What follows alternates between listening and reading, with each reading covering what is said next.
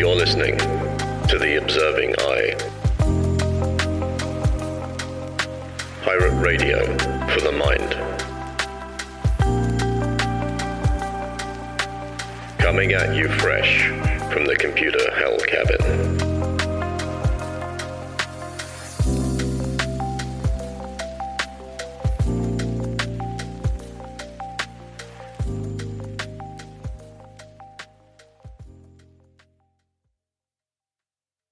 Hello, you beautiful lot. It's Friday, the 5th of April 2024, and you're listening to episode 59 of The Observing Eye, coming at you live from the computer hell cabin. Every week, we get psychological, philosophical, and all manner of introspective.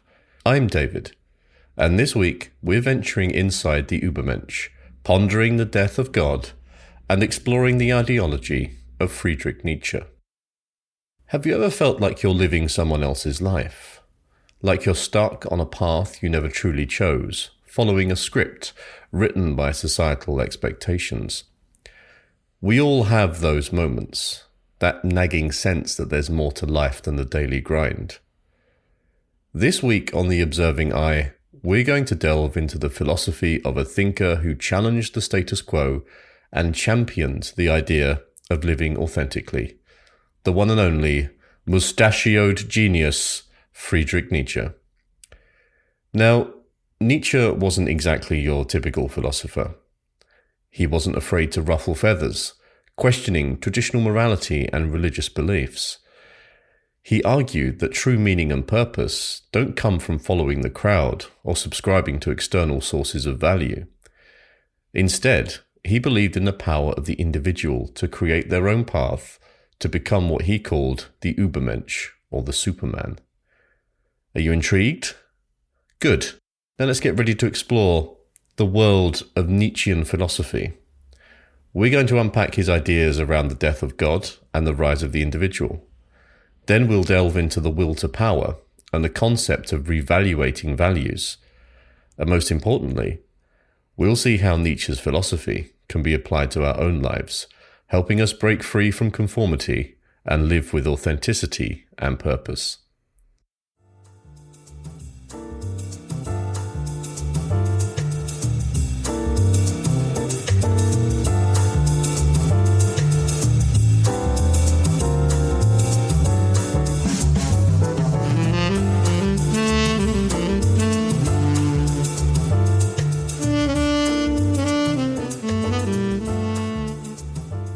Friedrich Nietzsche, then.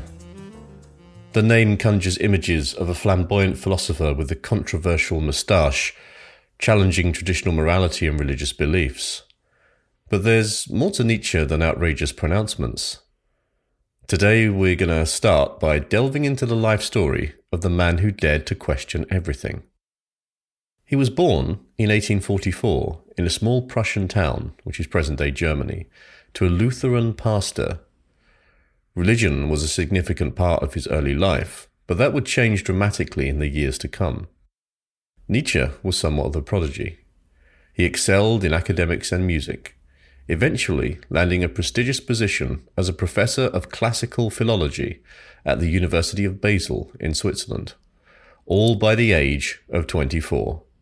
Now, when I was 24, I think I was out drinking into the early hours of the morning with a lot of bearded friends. He did well, I think. So at the University of Basel, he began to delve into the world of ancient Greek philosophy, which would profoundly influence his own thinking. During his professorship, Nietzsche formed a close friendship with the famed composer Richard Wagner. They shared a fascination with ancient Greek drama, but their relationship eventually soured due to differing artistic visions and philosophical disagreements. This would be a recurring theme in Nietzsche's life, forming intense intellectual bonds that often ended in bitter breakups. Sadly, Nietzsche's life was plagued by chronic illness, likely a combination of migraines and mental health issues. This forced him to resign from his professorship and spend the rest of his life travelling and writing in relative isolation. Despite his struggles, Nietzsche produced a prolific body of work. His most famous books include Thus Spoke Zarathustra, a philosophical novel exploring the concept of the Ubermensch, and Beyond Good and Evil, a critique of traditional morality. Nietzsche's ideas challenged the very foundations of Western thought. He questioned the existence of God, criticized traditional morality as weak and passive, and advocated for individual self-creation. These ideas were, and still are, controversial, but they continue to spark discussions and inspire thinkers across various disciplines. In 1889, at the age of 44, Nietzsche suffered a mental breakdown, possibly due to syphilis. He spent the remaining years of his life in the care of his mother and sister until his death in 1900. While his personal life was marked by struggle and isolation, Nietzsche's philosophical legacy continues to influence thinkers and artists to this day. His call for individual self-creation, the questioning of traditional morality, and his exploration of existential themes remain relevant in our complex and ever-evolving world.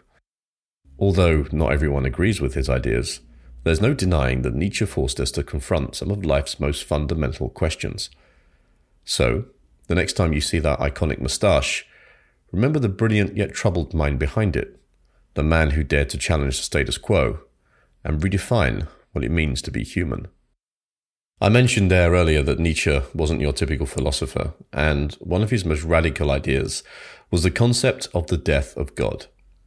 Now, this doesn't mean he literally believed God was dead. Instead, he saw it as a metaphor for the decline of traditional religious belief systems. So imagine a world where everyone followed the same set of rules handed down from a divine authority, like the one in the 1500s where the Catholic Church owned everything. That's the kind of world Nietzsche was critiquing. He argued that with the rise of science and reason, the absolute authority of religion was fading, and with it, the predefined moral codes that came with it.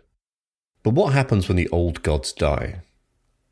This is where Nietzsche introduces his concept of the Ubermensch, often translated as Superman, or the Ubermind. It's not about capes and tights and defeating Lex Luthor. The Ubermensch is an individual who transcends societal constraints and religious dogma. Think of it like this. You are not a pre-programmed machine following a pre-written script.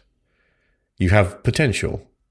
The potential to be an artist, a sculptor, creating your own masterpiece, your own life. The Ubermensch embraces this freedom, forging their own values and striving to become the best version of themselves, not according to some external standard, but according to their own inner strength and creativity. But embracing this freedom isn't always easy. Life throws us curveballs. Things don't always go our way. Here's where another one of Nietzsche's key ideas comes in. Amor fati. Love of fate. Not love of farting. Amor fati. Love of fate. It's not about passive resignation, but about accepting your circumstances, even the hardships, as opportunities for growth. Well, feels like a little bit of stoicism creeping in there to me. Now let's say you're facing an insurmountable or seemingly insurmountable challenge. The Ubermensch wouldn't crumble. They'd see it as a chance to test their mettle, to overcome and emerge stronger. Difficulties become stepping stones on the path to self-overcoming and becoming the best version of yourself. The death of God, the rise of the Ubermensch, and the acceptance of fate. These are just the first threads in the tapestry of Nietzsche's philosophy. Next, we're going to delve into his concept of the will to power and his critique of traditional morality. So we explored the death of God and the rise of the Ubermensch. Now let's delve deeper into the driving force behind this self-creation, the will to power.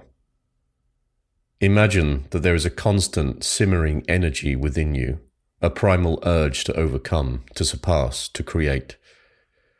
This is what Nietzsche called the will to power.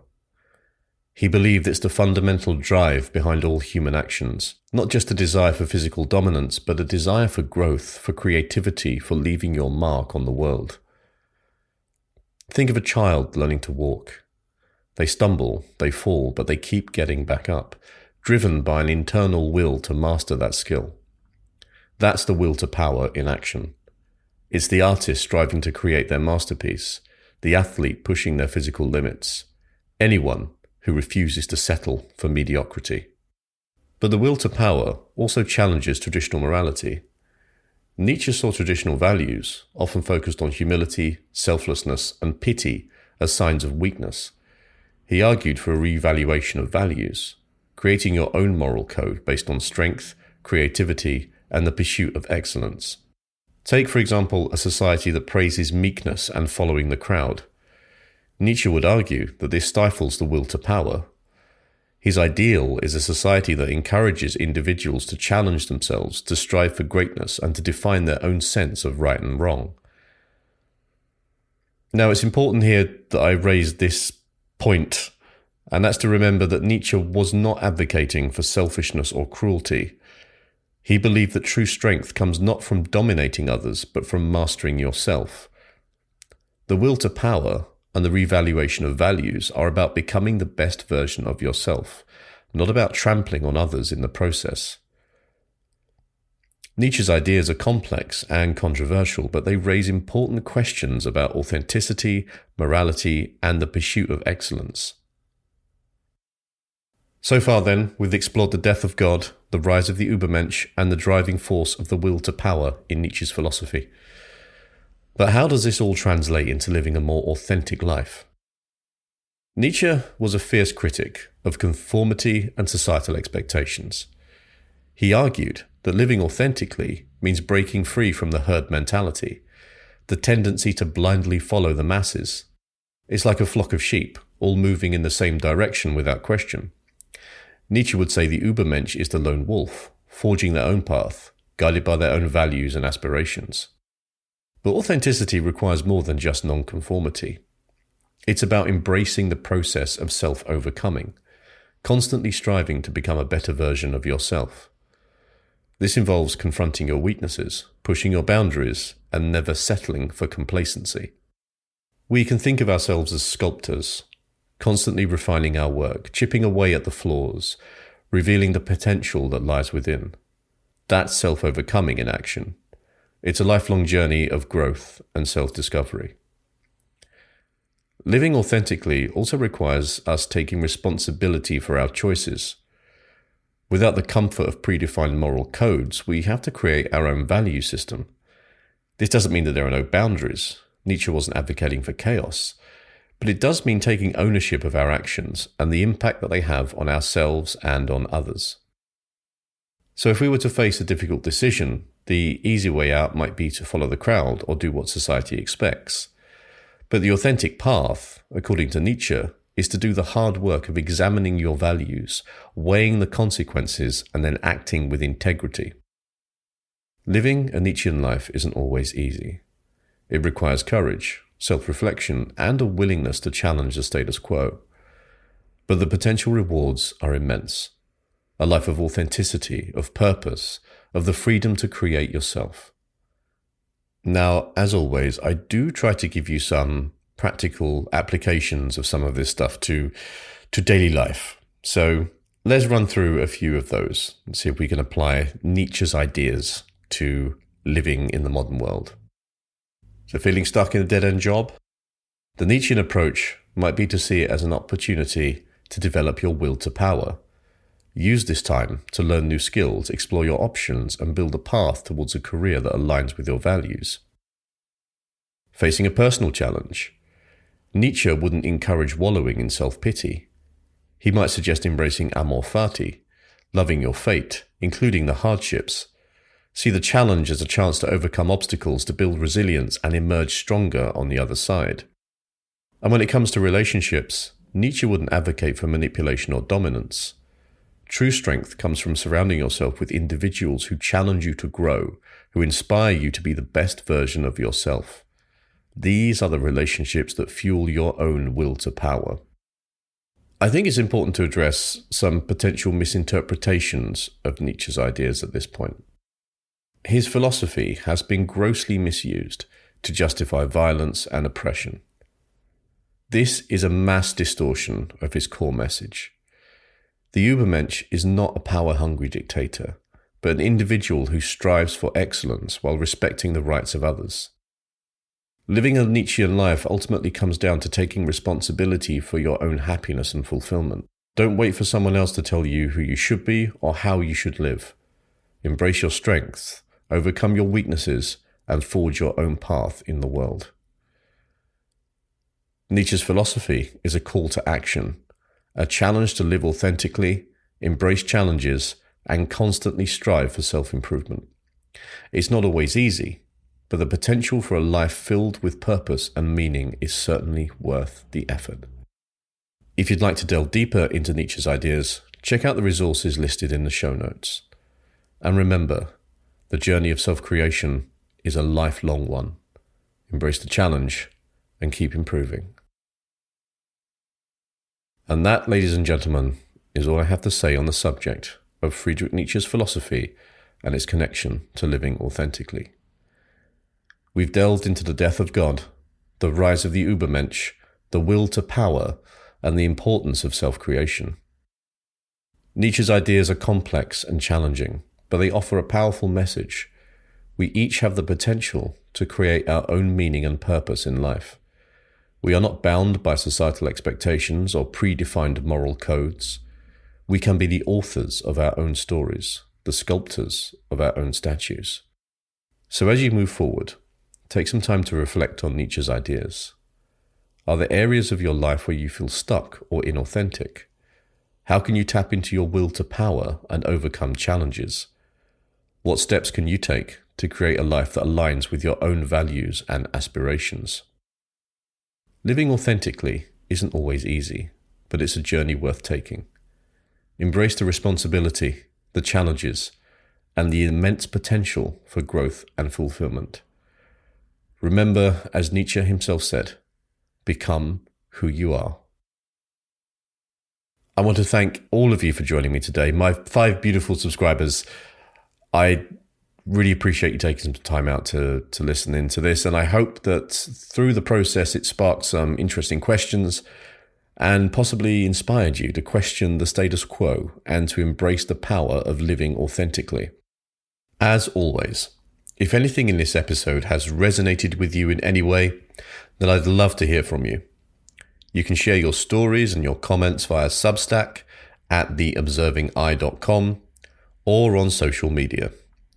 You can find us on YouTube at youtube.com/@theobservingeye and on TikTok and Instagram with the handle @theobservingeye as well. Until next time, keep exploring, keep questioning, and keep creating your own masterpiece of life. Take care, everybody. Much love, and I'll catch you soon. You've been listening to The Observing Eye. Thanks for spending some time with me today. I hope it's been useful. And if you're interested in any more of my writing or work around psychology, philosophy, and general day-to-day living, please go and take a look at my Substack, which is theobservingeye.com. And that's eye as in the letter, not eye as in the gelatinous organ through which you see. Take care, everybody. Much love, and I'll catch you soon.